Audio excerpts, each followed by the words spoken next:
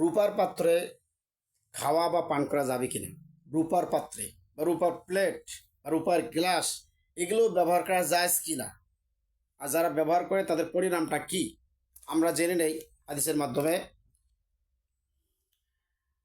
আন উম্মে সালমা রাদিয়াল্লাহু তাআলা আনহা আন্না রাসূলুল্লাহ সাল্লাল্লাহু আলাইহি ওয়াসাল্লাম, উম্মে সালমা রাদিয়াল্লাহু তাআলা হতে বর্ণিত, রাসূল সাল্লাল্লাহু আলাইহি ওয়াসাল্লাম বলেছেন, আল্লাযী ইয়াশরাবু ফি আনিয়াতিল ফিদ্দাতি ইন্নামা ইখরিজু ফি বাতনিহি নারা জাহান্নামা।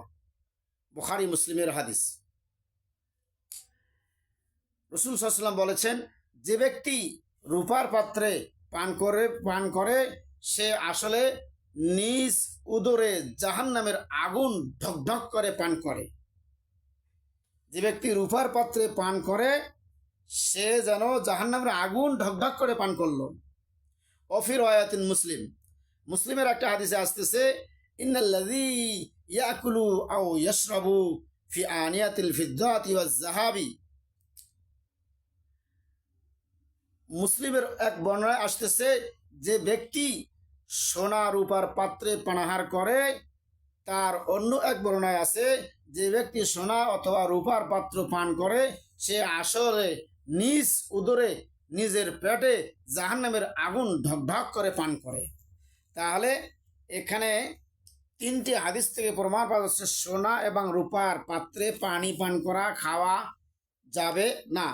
হাদিসটি সহিহ বুখারী 5426, 5632, 5633, 5831, 5837, মুসলিম 2067, তিরমিজি 1878, নাসাই 5301, আবু দাউদ 3732, ইবনে মাজাহ 3414, 3590, আহমদ 22798 এবং অসংখ্য হাদিস, দারিমি 2130, সহিহ বুখারীর 5634, মুসলিম 2065, ইবনে মাজাহ 3413, আহমদ 26028 এবং অসংখ্য হাদিসের মধ্যে আছে যে স্বর্ণ এবং রূপার পাত্রে পানি পান করা যাবে না। আর একটি হাদিসে আসতেছে যে মোটা রেশমি কাপড় পরতে এবং সোনা রূপার পাত্রে পান করতে নিষেধ করেছেন।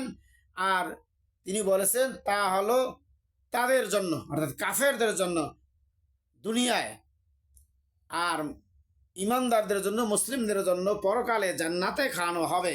তাই দুনিয়াতে এই স্বর্ণ রূপার পাত্রে পান করা যাবে না, খাওয়া যাবে না, কারণ এটা কাফেরদের জন্য।